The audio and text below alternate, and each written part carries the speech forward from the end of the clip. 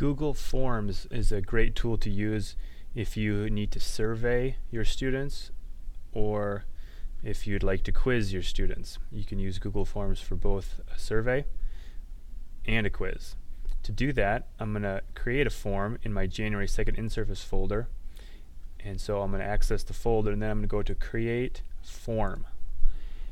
When you click on the Form option, it's going to have you select a template, and I'll just go with a default form. You can look through them if you want. I'm going to go default, and I'm going to title my form Winter break is over, and I'm going to hit select or OK. Okay, so now here is the workspace for my Google form. You can see here's my title. I can change that if I need to. My first question I'm going to have be a multiple choice question.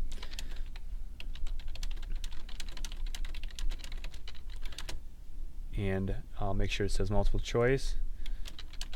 And this could be a survey I could give my students on the first day of school.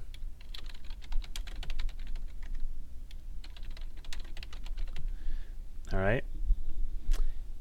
And then my first question is completed. I'm going to click done.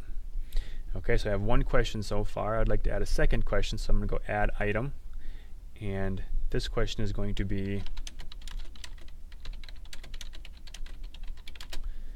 and I'm going to select multiple choice.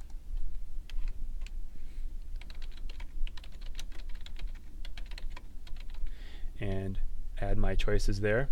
Okay, and then go to done. So I have my second question.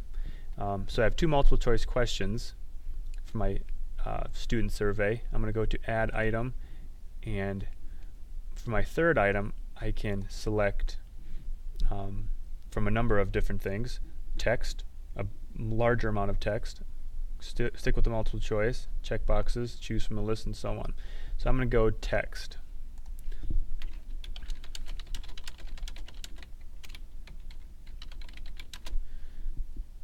And so selecting this as text is going to allow the students an opportunity to type their answer into this box. So I'm going to click done on that one. So my survey is complete, and before I finish it, I'm going to go up here and I'm going to go show progress bar at the top of form pages. I'm going to click that because that shows the students how much progress they have left as they work on it. And then at the bottom of the page, it gives you some confirmation page options. When they are done with their survey, they're going to be able to submit it, and then I'm going to have it set at show link to submit another response, and that's all they're going to be able to do. Alright, so at the top here there's a button that says accepting responses. So at this point my survey is live and that students can take it. If I click this button, accepting responses, that changes it to it being closed, so I'm not accepting any more responses. So if you have a time frame for your survey or for a quiz, that's a helpful feature. So I can turn that back on by just toggling it on and off to actually view what this form looks like, because what the students see is not this look right here. To actually see what your form looks like, you're going to click View Live Form, and that's going to pop up the survey or whatever type of form you made to show what the students are going to see. So they can go ahead and select their answers and click Submit, and that's going to bring them into the submission page where they can see that they are done and they can move on. Okay, so let's go back to the form. So now you can see that the response has changed. Now there's a 1 because I just submitted a response. So for the responses, to actually view them, you're going to click View Responses.